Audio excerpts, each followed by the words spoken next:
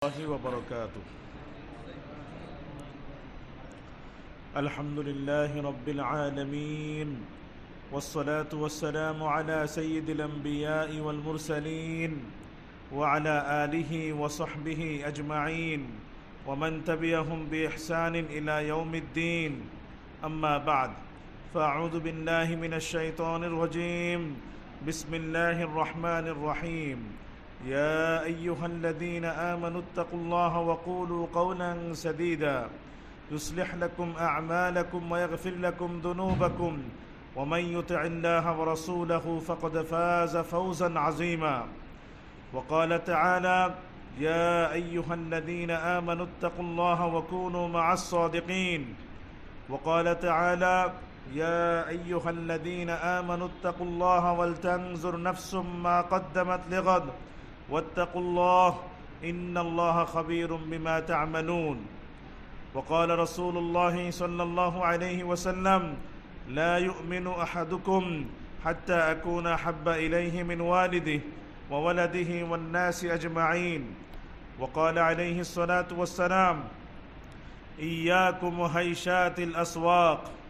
وقال عليه الصلاة والسلام: اللهم إني أسألك علما نافعا ورزقا طيبا وعملا متقبلا.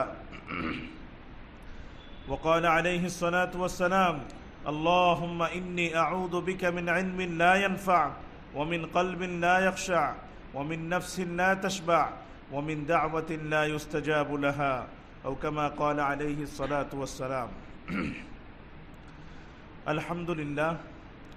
আল্লাহ তাআলা শুকর, আল্লাহ তাআলার মেহেরবানি যে আল্লাহ তাআলা আমাদেরকে মাগরিবের নামাজ আদায় করার পরে একটি দ্বীনি মজলিসে রাসূল করিম সাল্লাল্লাহু আলাইহি ওয়াসাল্লামের হাদিস থেকে কিছু মুযাকারা করার জন্য একসাথে বসার তৌফিক দান করেছেন। আলহামদুলিল্লাহ। এমন যে কোনো মজলিস যেখানে দ্বীনি আলোচনা হয়, যেখানে কোরআন এবং সুন্নাহর মুযাকারা হয়, এই জাতীয় মজলিসে বসতে পারা অনেক বড় সাআদাত, অনেক বড় সৌভাগ্যের বিষয়, অনেক বড় ফজিলত এবং অনেক বড় মর্যাদার বিষয়। মুস্তাদরাকে হাকিমের হাদিস 311 নম্বর হাদিস, এবং ইমাম হাকিম এই হাদিসের সনদকে সহিহ বলেছেন। রাসূল করিম সাল্লাল্লাহু আলাইহি ওয়াসাল্লাম ইরশাদ করেন: মান রাহা ইলাল মসজিদ লা ইউরিদু ইল্লা আন ইয়াতাআল্লামা খায়রান আও ইউআল্লিমা কানা লাহু কাআজরি হাজ্জিন তাম্মাত হাজ্জাতু। আল্লাহ রাসূল বলেন, যে ব্যক্তি সন্ধ্যার সময় মসজিদে আসে এবং এই নিয়ত করে যে আজকে আমি কোনো একটা ভালো কথা শিখব অথবা শিক্ষা দিব, দিনের কোনো একটা কথা শিখব অথবা শিক্ষা দিব, এই নিয়তে যে সন্ধ্যার সময় মসজিদে আসে, আল্লাহ তাআলা তার জন্য তার আমল নামায় একটি পূর্ণ হজের সওয়াব লিখে দেন। এই জন্য আল্লাহ তাআলা আমাদেরকে দ্বীনি মজলিসে বসার তৌফিক দিয়েছেন। দিল থেকে শুকর আদায় করি, আলহামদুলিল্লাহ। اللهم ما أمسى بي من نعمة أو بأحد من خلقك فمنك وحدك لا شريك لك فلك الحمد ولك الشكر। আল্লাহ তাআলা সমগ্র মানব জাতির মধ্যে যেই মানুষকে, যেই ব্যক্তিকে আমাদের সকলের জন্য আদর্শ বানিয়েছেন, অনুসরণীয় এবং অনুকরণীয় বানিয়েছেন, তিনি হলেন আমাদের নবী মুহাম্মদুর রাসূলুল্লাহ সাল্লাল্লাহু আলাইহি ওয়াসাল্লাম। আল্লাহ ইরশাদ করছেন সূরা আহজাব 21 নম্বর আয়াত: লাকাদ কানা লাকুম ফি রাসূলিল্লাহি উসওয়াতুন হাসানাহ। তোমাদের জন্য আল্লাহর রাসূলের মাঝে রয়েছে উত্তম আদর্শ। তোমাদের জন্য আল্লাহর রাসূলের মাঝে রয়েছে উত্তম আদর্শ। এবং আল্লাহর রাসূল যা দিয়েছেন সেটাকে আল্লাহ তাআলা আমাদের জন্য পালনীয় করে দিয়েছে।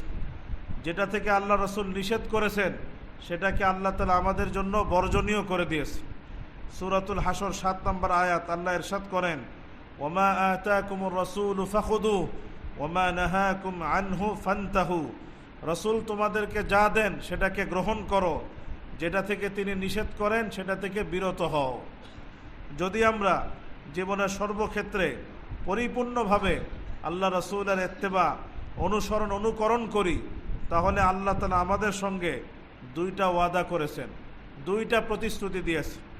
সূরা আলী ইমরানের 31 নম্বর আয়াত, আল্লাহ ইরশাদ করছেন: কুল ইন কুনতুম তুহিব্বুনাল্লাহা ফাত্তাবিউনি ইউহিব্বুকুমুল্লাহ ওয়া ইয়াগফির লাকুম যুনুবাকুম ওয়াল্লাহু গফুরুর রহিম। হে নবী, আপনি বলে দিন, যদি তোমরা আল্লাহকে ভালোবাসতে চাও তবে আমার ইত্তেবা করো, আমার অনুসরণ করো, তাহলে আল্লাহ তাআলাও তোমাদেরকে ভালোবাসবেন এবং তোমাদের গুনাহগুলিকে মাফ করে দেবেন। আল্লাহু গফুরুর রহিম, আল্লাহ তাআলা পরম ক্ষমাশীল, পরম দয়ালু। তো আমাদের দর্সে হাদিসের মাকসাদি হলেই যাতে আমরা জীবনের সর্বক্ষেত্রে সর্ব অঙ্গনে আল্লাহ রসুলের সুন্নাহ কি, আদর্শ কি, শিক্ষা কি, নির্দেশনা কি, সেটা যেন আমরা জানতে পারি এবং বাস্তব জীবনে অনুকরণ করতে পারি। আল্লাহ আমাদের সবাইকে আমল করার তৌফিক দান করেন। আজকে আমরা একটি গুরুত্বপূর্ণ বিষয় নিয়ে সংক্ষেপে কিছু কথা মুযাকারা করার চেষ্টা করব ইনশাআল্লাহ। বিষয়টা হলো, আমরা অনেকে হয়তো জানি বা সবাই হয়তো নাও জানতে পারি, বিগত 29 এপ্রিল, এটা আমি আগে কখনো দেখি নাই, এবারই আমার এটা নজরে পড়েছে, দৃষ্টিতে পড়েছে। বিগত 29 এপ্রিল একটি দিবস গিয়েছে, একটি দিবস পালিত হয়েছে, উদযাপিত হয়েছে পুরা বিশ্বে। এখন এমন এক অবস্থা হয়েছে, সারা বছরই প্রত্যেক মাসেই একাধিক দিবস আসতেই থাকে, পালিত হতেই থাকে। এই দিবসগুলিতে বিভিন্ন শিক্ষা, বিভিন্ন বার্তা সবার জন্য থাকে, সবাই যেন সেটা অনুসরণ করে এবং সেই বার্তাগুলো অনুসরণ করলে সমাজের মধ্যে যাতে শান্তি শৃঙ্খলা যেন সুষ্ঠুভাবে বজায় থাকে, বিভিন্ন উদ্দেশ্যে এই দিবস পালন করা হয় বা বিভিন্ন দিবসে বিভিন্ন কথাবার্তা, দিক নির্দেশনা প্রদান করা হয়। তো এই সমস্ত দিবসগুলো আসলে আমাদের জন্য, মুসলিম উম্মার জন্য, যদি কোনো দিবস পালনের মধ্যে কোনো বার্তা থাকে আর সেটা যদি আমাদের জন্য, মানব জাতির জন্য, মুসলিম উম্মার জন্য কল্যাণকর হয়ে থাকে, তাহলে দেখা যায় সেই দিবসের আসলে আমাদের দরকার নাই। কারণ বহুত আগেই ওই বিষয়ে রাসূল করিম সাল্লাল্লাহু আলাইহি ওয়াসাল্লাম আমাদেরকে বহুত আগেই বলে গিয়েছে, যদি সেটা কল্যাণকর হয়ে থাকে। তো 29 এপ্রিল যে দিবসটা পালিত হয়েছে, সেই দিবসটার নাম হলো আন্তর্জাতিক শব্দ সচেতনতা দিবস। আন্তর্জাতিক শব্দ সচেতনতা দিবস। এইবার বার্তা ছিল এমন, আর নয় শব্দ দূষণ, চাই সুস্থ জীবন। আর নয় শব্দ দূষণ, চাই সুস্থ জীবন, এরকম একটা বার্তা দেওয়া হয়েছে। অর্থাৎ এক কথায় আমরা যেন শব্দ দূষণ থেকে বিরত থাকি, শব্দ দূষণ থেকে আমাদের সমাজকে মুক্ত রাখি এবং শব্দ দূষণ থেকে আমাদের রাষ্ট্রগুলোকে আমরা যেন মুক্ত রাখি এবং আমরাও সবাই যেন শব্দ দূষণ থেকে মুক্ত থাকার কারণে সুস্থ এবং স্বাভাবিক জীবন পালন করতে পারি এবং শব্দ দূষণের কারণে যে সমস্ত ক্ষতি এবং রোগ ব্যাধি হয়ে থাকে সেগুলো থেকে যেন আমরা বাঁচতে পারি। এটাই ছিল এই দিবসের বার্তা। কিন্তু আসলে আমাদের জন্য, মুসলিম উম্মার জন্য আসলে এই বার্তার কোনো প্রয়োজন ছিল না। কারণ বহুত আগেই শব্দ দূষণের ব্যাপারে স্পষ্ট, পূর্ণাঙ্গ, স্বচ্ছ বার্তা আমাদেরকে দিয়ে গেছেন মুহাম্মদুর রাসূলুল্লাহ সাল্লাল্লাহু আলাইহি ওয়াসাল্লাম। আল্লাহ সুবহানাহু ওয়া তাআলা কোরআনুল কারীমের মধ্যেও দিয়ে গিয়েছেন, রাসূল করিম সাল্লাল্লাহু আলাইহি ওয়াসাল্লাম বহুত হাদিসের মধ্যে দিয়ে গিয়েছেন কোথায়, কোন জায়গায়, কিভাবে শব্দ দূষণ হতে পারে এবং এই শব্দ দূষণের দ্বারা ক্ষতি হতে পারে, মানুষের সমস্যা হতে পারে, মানুষের কষ্ট হতে পারে, সব বিষয়ে আমাদেরকে কোরআন এবং সুন্নাহ বার্তা দেওয়া হয়েছে। এগুলো যখন দেখি তখন আমার একটু আফসোস হয় যে এক সময় আমরা মুসলিম উম্মাহ শিক্ষকের অবস্থানে ছিলাম, শিক্ষকের অবস্থান থেকে পুরো মানব জাতিকে আমরা সম্বোধন করতাম, কিন্তু এখন আমরা শিক্ষক থেকে শিষ্য হয়ে গিয়েছি, ছাত্র হয়ে গেছি। অন্যরা আমাদেরকে সবক দেয় আর আমরা অন্যদের সবক থেকে শিক্ষা গ্রহণ করি। এটা আমাদের অনেক বড় একটা অধঃপতন যেটা এসেছে। এই অধঃপতন থেকে আল্লাহ আমাদেরকে পুরা মুসলিম উম্মাহকে বের হয়ে আসার তৌফিক দান করে। তো প্রথমেই কথা যেটা বলছিলাম যে শব্দ দূষণ, এই ব্যাপারে কোরআন এবং সুন্নায় কি বলা হয়েছে। আমরা যদি কোরআনুল কারীম খুলি, 21 নম্বর পারা একটা সূরা আছে, সূরা লুকমান। সূরা লোকমান, একটি সূরা আছে সূরা লোকমান। এই সূরা লোকমানের মধ্যে হযরত লোকমান হাকিম তার সন্তানকে কিছু নসিহত করেছে, কিছু উপদেশ প্রদান করেছে। আল্লাহ সুবহানাহু ওয়া তাআলা সেই পুরো নসিহত, সেই উপদেশ বাণীগুলো আল্লাহ কোরআনুল কারিমে সূরা লোকমানের মধ্যে তুলে ধরেছে। তো যেই নসিহত সর্বশেষ হযরত লোকমান হাকিম তার পুত্রকে করেছে, তার সন্তানকে করেছে, সেই নসিহতটা কি আল্লাহ বলছেন, ওয়াগদুদ মিন সাউতিক ইন্না আনকারাল আসওয়াতি লাসাউতুল হামির। ওয়াগদুদ মিন সাউতিক ইন্না আনকারাল আসওয়াতি লাসাউতুল হামির। তুমি তোমার আওয়াজকে নিচু রাখো, তোমার আওয়াজকে নিম্নমুখী রাখো। নিশ্চয় সবচেয়ে মন্দ আওয়াজ হলো গাধার আওয়াজ, নিশ্চয় সবচেয়ে নিকৃষ্ট আওয়াজ হলো গাধার আওয়াজ। এই হলো আয়াত, ওয়াগদুদ মিন সাউতিক ইন্না আনকারাল আসওয়াতি লাসাউতুল হামির। তুমি তোমার আওয়াজকে নিচু রাখো, নিম্নমুখী রাখো। নিশ্চয় সবচেয়ে মন্দ আওয়াজ হলো গাধার আওয়াজ। গাধা অনেক জোরে ডাক দেয়, গাধা অনেক জোরে আওয়াজ করে, এই জন্য বলা হয়েছে গাধার আওয়াজ হলো নিকৃষ্ট আওয়াজ। তুমি এরকম, তোমার আওয়াজ যেন এরকম না হয়। তুমি তোমার আওয়াজকে কি রাখো, নিচে রাখো, নিম্নমুখী রাখো। কত আগে আল্লাহ সুবহানাহু ওয়া তাআলা কোরআনুল কারিমে বলেছে। তো এখন কিন্তু আমরা যদি দেখি আমাদের কথাবার্তা, আমরা যদি আমাদের আওয়াজের প্রতি লক্ষ্য রাখি, তাহলে দেখা যাবে আমরা কিন্তু এই আদাব এবং এই শিষ্টাচার থেকে অনেক জায়গায় আমরা বের হয়ে গেছি। কথাবার্তায় আমরা জোরে চিৎকার করে কথা বলি, হইচই করি, শোরগোল করি। একজন আরেকজনের সাথে কথা বলার সময় আমাদের যতটুকু আওয়াজ থাকা দরকার, আমরা তার থেকেও কি অনেক বেশি উঁচু আওয়াজে, উঁচু স্বরে আমরা কি করে থাকি, কথা বলে থাকি। এরকম আমাদের সমাজে আছে না? চিৎকার চেঁচামেচি তো আছেই, শোরগোল তো আছেই, এটা আমাদের অভ্যাস হয়ে গেছে। তো বহুত আগেই কোরআনুল কারিম বলে দিয়েছে, ওয়াগদুদ মিন সাউতিক, তোমার আওয়াজকে নিম্নমুখী রাখো। নিশ্চয় সবচেয়ে নিকৃষ্ট আওয়াজ হলো গাধার আওয়াজ। এই জন্য আমরা আন্তর্জাতিক শব্দ সচেতনতা দিবস, এটা তো তারা বলেছে, আমাদের ওটার দিকে যাওয়ার দরকার নাই। আমাদেরকে কোরআনুল কারিম যে শিক্ষা দিয়েছে, আমরা অবশ্যই একে অপরের সঙ্গে যখন কথাবার্তা বলবো, সমাজের মধ্যে যখন চলবো, পরিবারের মধ্যে চলবো, তখন আমরা শব্দের ব্যাপারে, আমরা আওয়াজের ব্যাপারে আমরা সচেতন থাকার চেষ্টা করব। আল্লাহ তাআলা আমাদের সবাইকে তৌফিক দান করেন। যদি আমি সতর্ক না থাকি, আমার অজান্তেই হতে পারে আরেকজন কষ্ট পেয়ে যাবে, আরেকজনের কষ্ট হবে। এই কষ্ট দেওয়া থেকে আমাদেরকে বিরত থাকার চেষ্টা করতে হবে। আল্লাহ সবাইকে তৌফিক দান করে। দ্বিতীয় আরেকটা গুরুত্বপূর্ণ জায়গা শব্দ সচেতনতা এবং আওয়াজ নিচু রাখার, সেটা কি, যখন আমি কোনো সম্মানিত মানুষ, যখন আমি কোনো শ্রদ্ধেয় মানুষ, সম্মানিত মানুষ, কথার কথা আমাদের মসজিদের ইমাম সাহেব বা সমাজের কোনো আলেম, তার সঙ্গে যখন আমরা কথা বলবো, যখন আমরা কথা বলবো, তখন আমাদের আওয়াজকে নিম্নমুখী রাখা, তখন আমাদের আওয়াজকে নিম্নমুখী রাখা। কোরআনুল কারিমে সূরাতুল হুজুরাত আয়াত 2, আয়াত 3 আল্লাহ তাআলা গুরুত্বপূর্ণ শিক্ষা দিয়েছে। মানে ঘটনা হলো, একবার আল্লাহ রাসূল সাল্লাল্লাহু আলাইহি ওয়াসাল্লামের সামনে দুইজন একটু উঁচু আওয়াজে কথা বলেছে, আওয়াজ তুলনামূলক উঁচু ছিল, এবং আল্লাহ রাসূলের সঙ্গে কথা বলার সময় জোরে আওয়াজে কথা বলেছে। আল্লাহ সুবহানাহু ওয়া তাআলা আয়াত নাজিল করেছেন, ইয়া আইয়ুহাল্লাযীনা আমানু লা তারফাউ আসওয়াতাকুম ফাওকা সাওতিন নবী ওয়া লা তাজহারু লাহু বিল কওল কাজাহরি বা'দিকুম লিবা'দিন আন তাহবাতা আমালুকুম ওয়া আনতুম লা তাশউরুন ইন্নাল্লাযীনা ইয়াগুদ্দুনা আসওয়াতাহুম ইনদা রাসূলিল্লাহি উলাইকা আল্লাযীনা ইমতাহানাল্লাহু কুলুবাহুম লিত্তাকওয়া লাহুম মাগফিরাতু ওয়া আজরুন আযীম।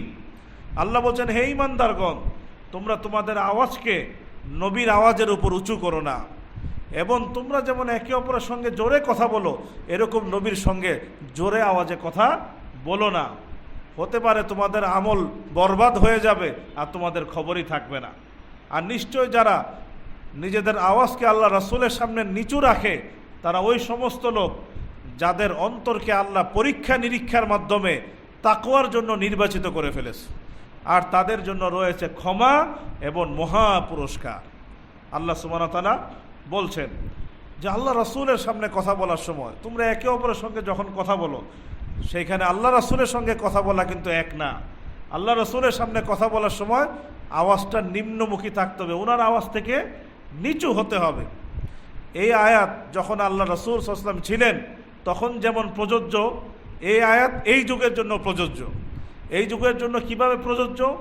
এই যুগে যারা শ্রদ্ধেয় মানুষ, যারা সম্মানিত মানুষ, কথার কথা উলামায়ে কেরাম আহলে ইলম যারা আছেন, সম্মানিত এবং শ্রদ্ধেয় মানুষ, আল্লাহ তাদেরকে সম্মান দান করেছে, বা সমাজে যে কোনো সম্মানিত মানুষ, তাদের সঙ্গেও যখন কথা বলা হবে তখন আমাদের উচিত হলো আওয়াজকে কি রাখা?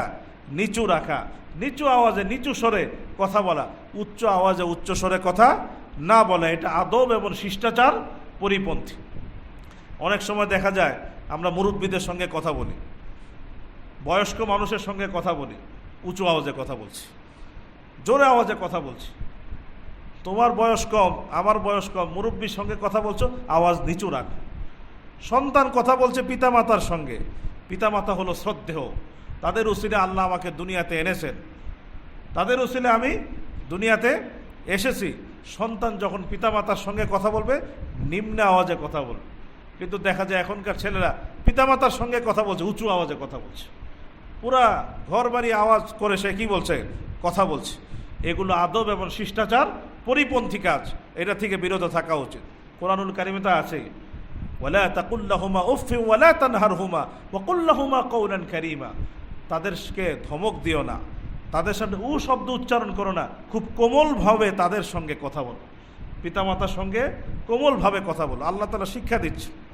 তা আমরা দেখা যায় এই ক্ষেত্রেও অনেক সময় জোর আওয়াজে উঁচু শব্দে সন্তানরা পিতামাতার সঙ্গে কথা বলে।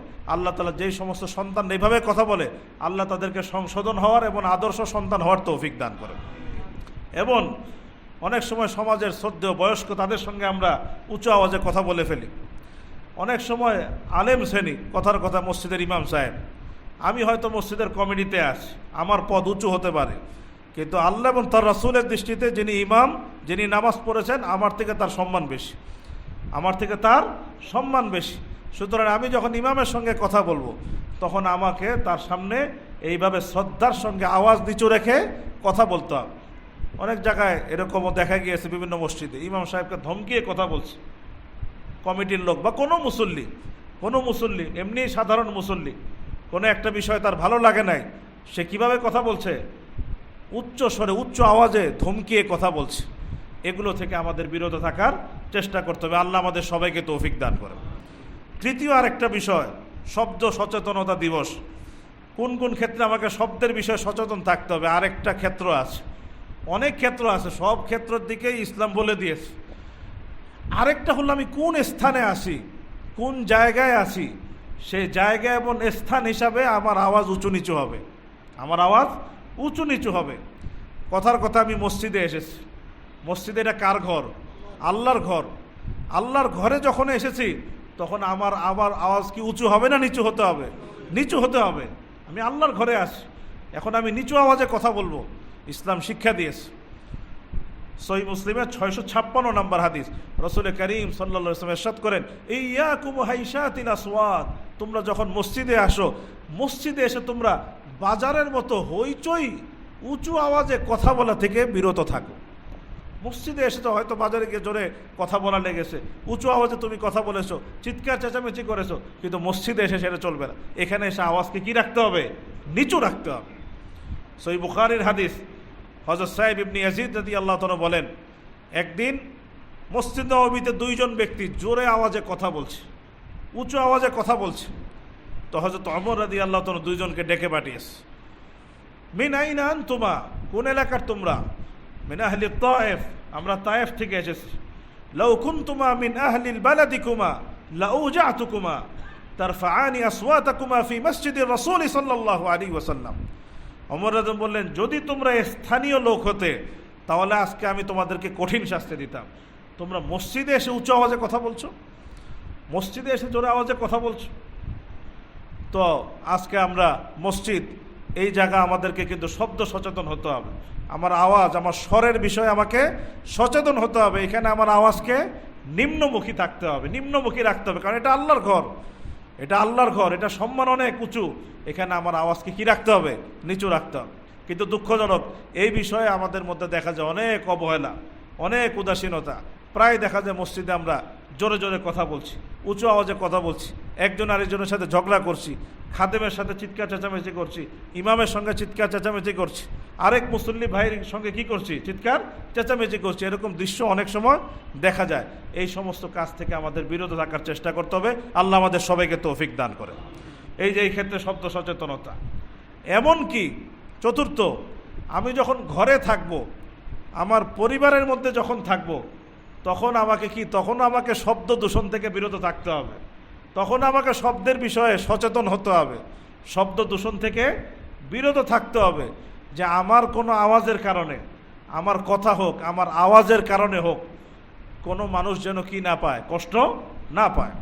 যেমন কথার কথা, আমি ঘরে গেলাম, ঘরে আমার স্ত্রী বিশ্রাম করছে বা অন্য কেউ বিশ্রাম করছে, আরাম করছে, আমি গিয়ে জোরে চিৎকার করে কথা বলা শুরু করলাম, জোরে দরজা লাগালাম, ড্রয়ারটা জোরে লাগালাম, এতে তার বিশ্রাম, তার ঘুমের ব্যাঘাত ঘটবে কি ঘটবে না? ঘটবে। তো এই বিষয়ে আমরা দেখা যায় অনেক সময় অসচেতনতার পরিচয়, জোরে আওয়াজ করতে থাকি, শব্দ করতে থাকি। অথচ রাসূল করিম সাল্লাল্লাহু আলাইহি ওয়াসাল্লাম, ওনার ঘটনা আম্মা জান আয়েশা রাদিয়াল্লাহু তাআলা বলছেন, সুনানে নাসাঈ 2010 নম্বর হাদিস, যে আল্লাহ রাসূল সাল্লাল্লাহু আলাইহি ওয়াসাল্লাম যখন তাহাজ্জুদের জন্য উঠতেন, শেষ রাতে, গভীর রাতে, ইনতাআলা রুওয়াইদা ওয়া ফাতাহাল বাবা রুওয়াইদা ওয়া আখাযা রিদাহু রুওয়াইদা ওয়া খারাজা রুওয়াইদা। আল্লাহ রাসূল খুব আস্তে করে জুতাটা পরতেন, খুব আস্তে করে গায়ের মধ্যে চাদরটা জড়াতেন, খুব আস্তে করে উনি কি করতেন, দরজাটা খুলতেন, আস্তে করে উনি বের হতেন। কেন? যাতে আমার আওয়াজের কারণে কার ঘুম ভেঙে না যায়, আম্মা জান আয়েশা রাদিয়াল্লাহু তাআলা আনহার ঘুম ভেঙে না যায়, তার বিশ্রামের ব্যাঘাত না ঘটে, আমার ইবাদতের কারণে যেন তার সমস্যা না হয়। তো এই ক্ষেত্রে আল্লাহ রাসূল শব্দের বিষয়ে কি ছিলেন? সচেতন ছিলেন, আওয়াজের বিষয়ে সচেতন ছিলেন। এখন আমরা কি করি, ঘরে গিয়ে জোরে আওয়াজে কথা বলি, বিয়েকে বিশ্রাম করলো, আরে আমার স্ত্রী তো ঘুমাচ্ছে, আমি জোরে দরজা লাগালাম, জোরে আওয়াজ করলাম, এতে কি? আমাদের মধ্যে একটা বেপরোয়া ভাব, এটা থাকা উচিত না। আমাদের নবী সাল্লাল্লাহু আলাইহি ওয়াসাল্লাম এমন ছিলেন না, উনি তার স্ত্রীর বিষয়েও উনি খেয়াল রাখতেন যাতে আমার আওয়াজ শব্দের কারণে তার আরামের মধ্যে, বিশ্রামের মধ্যে ব্যাঘাত না ঘটে। আল্লাহ আমাদের সবাইকে পরিবারের মধ্যেও এই শব্দ দূষণ থেকে যেন বাঁচতে পারি, শব্দের বিষয়ে সচেতন থাকতে পারি, আল্লাহ আমাদের সবাইকে তৌফিক দান করে। পঞ্চম, যখন আমরা সমাজে থাকব তখনও আমাদেরকে খেয়াল রাখতে হবে যে আমার অসচেতনতার কারণে শব্দ সচেতনতার অভাবে আমার কারণে যেন আরেকজন কষ্ট না পায়, আরেকজনের যেন কি না হয়, বিরক্তি না হয়, কষ্ট না হয়, এটা খেয়াল রাখতে হবে। যেমন একটা ঘটনা, তিরমিজি শরীফের 2745 নম্বর হাদিস, হযরত আবু হুরায়রা রাদিয়াল্লাহু তাআলা বলেন, রাসূল করিম সাল্লাল্লাহু আলাইহি ওয়াসাল্লামের আমল উনি বলছেন, কানা রাসূলুল্লাহ সাল্লাল্লাহু আলাইহি ওয়াসাল্লাম ইযা আতাসা গাত্তা ওয়াজহাহু বিয়াদি আও সাওবি ওয়া ইয়াগুদ্দু বিহা সাওতা। যে আমরা আল্লাহ রাসূলকে দেখেছি, যখন উনার হাঁচি আসতো, যখন কি আসতো, হাঁচি আসতো, তখন উনি তার হাত দিয়ে অথবা কাপড় দিয়ে চেহারাটা ঢেকে ফেলতেন। ইয়াগুদ্দু বিহা সাওতাহু, এটা কি জন্য করতেন? যাতে হাঁচির কারণে একটা আওয়াজ হয় কি হয় না, আওয়াজ হয়। ইয়াগুদ্দু বিহা সাওতাহু, হাত দিয়ে এবং কাপড় দিয়ে মুখটা ঢেকে আল্লাহ রাসূল সেই আওয়াজকে কি করতেন? নিম্নমুখী করতেন, আওয়াজটা কমিয়ে ফেলতেন। দেখেছেন কত আল্লাহ রাসূল খেয়াল করতেন, যাতে এখন আমি যদি জোরে, আমার হাঁচিও যেভাবে আসলো, আমি যদি ওইভাবে হাঁচি দিলাম, তা আমার পাশে আরেকজন চমকে উঠতে পারে, আতঙ্কিত হতে পারে, তার কষ্ট হতে পারে। এই জন্য আল্লাহ রাসূল হাঁচি দেওয়ার সময় আওয়াজকে কি করতেন? এই যে শব্দ দূষণ থেকে কি থাকতেন? বিরত থাকতেন, শব্দের বিষয়ে সচেতন থাকতেন, যে আমার হাঁচির কারণে যেন শব্দ দূষণ না, আরেকজনের কষ্ট না। আর এখন মাশাআল্লাহ কাউকে দেখা যায় যখন হাঁচি আসে, যেটুকু আওয়াজ এর থেকে আরও বেশি, ওটাকে আরও বাড়িয়ে বিকট করে কি করে, মানে হাঁচি দেয়, মানে দেখায় যে আমি আসি, এখানে আমি উপস্থিত আছি। নিজের আওয়াজ যতটুকু হওয়ার কথা আরও বাড়িয়ে মানে হাঁচি দেয়। এরকম আছে না, কেউ আছে আর এরকম পাওয়া যায়। তো এটা ইচ্ছা করলে কমানো যেতে পারে, উনি আরও বাড়ায়। আবার কারো হাই আসে, এত জোরে হাইয়ের মধ্যে আওয়াজ করে, হাই দেওয়ার সময় হাই যত সম্ভব প্রতিহত করে না, তোমার মুখে হাত দেওয়া, আল্লাহ রাসূল শিক্ষা দিয়েছে। তা না করে হাই দেয় এমনভাবে পুরো মসজিদে টের পায় যে একজন হাই দিয়েছে। তো এগুলো শব্দ দূষণ অনেক সময় আমাদের দ্বারা হয়ে যায়। এটা কিন্তু ইসলাম আমাদেরকে শিক্ষা দান করেছে, রাসূল কারীম শিক্ষা দান করেছে, যাতে আমাদের দ্বারা শব্দ দূষণ না হয়। আল্লাহ তাআলা আমাদের সবাইকে আমল করার তৌফিক দান করে। তো এইভাবে আমরা চিন্তা করে বাইর করি। কথার কথা, আমি রাস্তায় বের হয়েছে, গাড়ি চালাচ্ছি, এখন আমার যেখানে দরকার আমি তো হর্ন বাজাবো, ঠিক আছে, যেখানে দরকার নাই হর্ন বাজানোর দরকার নেই, যেখানে ডিপারে কাজ হয়ে যায় এখন হর্ন বাজানোর কি নাই, দরকার নেই। আমি ডিপার দিলে তো একজন বুঝবে যে গাড়ি এসে গেছে, হর্ন বাজানোর দরকার নেই। কিন্তু আমাদের দেশে এমনভাবে হর্ন বাজানো হয়, পৃথিবীর আর কোনো দেশে এরকম হর্ন বাজানো হয় না। পৃথিবীর আমি তো অল্প কিছু জায়গায় গিয়েছি, কোনো জায়গায় এরকম হর্ন বাজতে আমি দেখি নাই। যেভাবে হর্ন কোথায় বাজে, আমাদের দেশে বাজে, প্রয়োজন হলেও বাজে, অপ্রয়োজনেও বাজে, আর বাজতে থাকলে তো বাজতেই থাকে। তো এইভাবে বিভিন্নভাবে আমরা শব্দ দূষণ সৃষ্টি করে পরিবেশ ঘোলাটে করি এবং একে অপরকে কী করি, কষ্ট দেই, যেটা থেকে আমাদের বেঁচে থাকার চেষ্টা করা উচিত। সর্বশেষ এটা বলে শেষ করে দেই, এটা তো গেল জীবনের ক্ষেত্রে বললাম। আমরা যখন দিনই কাজ করব, যখন আমরা ইবাদত বন্দিগি করব, দিনই কাজ করব, তখনও আমাদেরকে আরেকজনের প্রতি কি রাখতে হবে, লক্ষ্য রাখতে হবে। আমার তেলাওয়াতের কারণে, আমার জিকিরের কারণে, আমার ওয়াজের কারণে আরেকজনের কষ্ট হচ্ছে কি হচ্ছে না। একটা তো হলো আমি কথা বলছি, জোরে আওয়াজে কথা বলছি না, এখন আমি জিকির করছি কথার কথা, বা আমি এখন তেলাওয়াত করছি, আমার পাশে আরেক ভাই কি করছে, তেলাওয়াত করছে। তা আমি এত জোরে তেলাওয়াত করলাম যে বেচারার তেলাওয়াত করতে কি হচ্ছে, কষ্ট হচ্ছে না, আমি খেয়াল রাখবো। একবার রাসূল করিম সাল্লাল্লাহু আলাইহি ওয়াসাল্লাম ঘর থেকে বের হয়ে রাতে শেষ রাতে বের হলেন, দেখলেন ওমর রাদিয়াল্লাহু আনহু তাহাজ্জুদের নামাজে কোরআন তেলাওয়াত করছে। তাহাজ্জুদের নামাজে কি করছেন, কোরআন তেলাওয়াত করছেন, এবং আওয়াজটা একটু উঁচু। নামাজ শেষ হলে আল্লাহ রাসূল বলেন, কি ওমর তুমি এত জোরে যে তেলাওয়াত করছো কি কারণে? বলে, আল্লাহ রাসূল আমি শয়তানকে ভাগাই। শয়তানকে কি করি, ভাগাই, মানে শয়তান যেন আমাকে ওয়াসওয়াসা দিতে না পারে, ঘুম যাতে না আসে, ওয়াসওয়াসা না আসে, এই জন্য জোরে আমি তেলাওয়াত করছি। তো আল্লাহ রাসূল মাশাআল্লাহ ভালো, বাকি তারপরও তোমার আওয়াজটাকে আর একটু কী করো, নিচু রাখো, যাতে তোমার এই তেলাওয়াতের কারণে কারো বিশ্রাম বা আরামের কি না হয়, সমস্যা না হয়। আল্লাহ রাসূল একটু কি করলেন, নিষেধ করে দিলেন।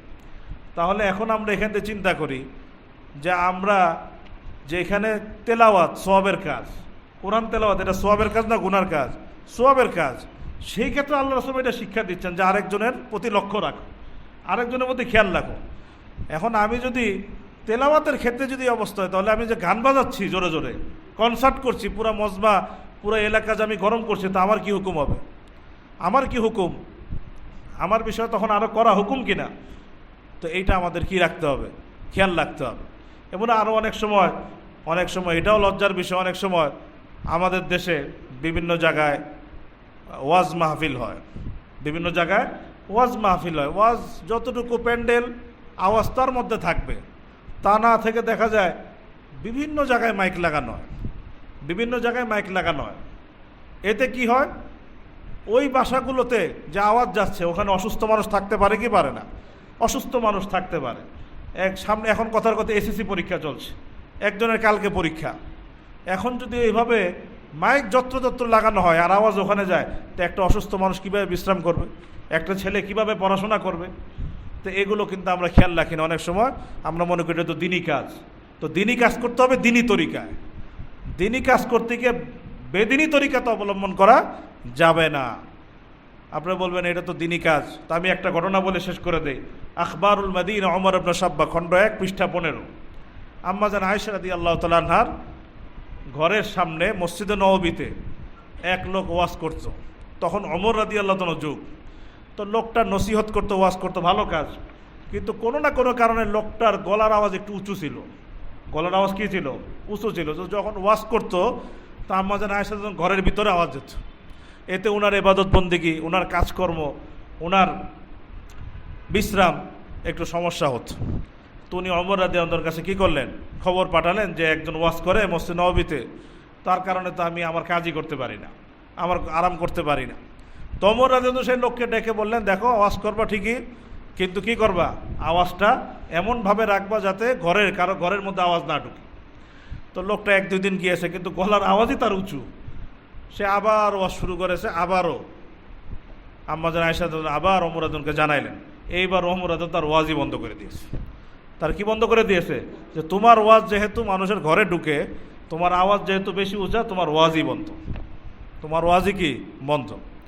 এই জন্য এই ক্ষেত্রগুলোতেও, দিনই ক্ষেত্রগুলোতেও, ইবাদত বন্দেগীর ক্ষেত্রেও আমাদেরকে শব্দ দূষণের ব্যাপারে কি থাকতে হবে? সতর্ক থাকতে হবে, শব্দ সচেতন হতে হবে। আর এগুলো শেখার জন্য আমাদের আন্তর্জাতিক সচেতনতা দিবস, শব্দ সচেতনতা দিবস পালন করে পশ্চিমাদের থেকে আমাদের শিক্ষার দরকার নাই। আমাদের জন্য আল্লাহ এবং তার রসুলই যথেষ্ট। ওয়া আখিরু দাওয়ানা আনিল হামদুলিল্লাহি রাব্বিল আলামিন।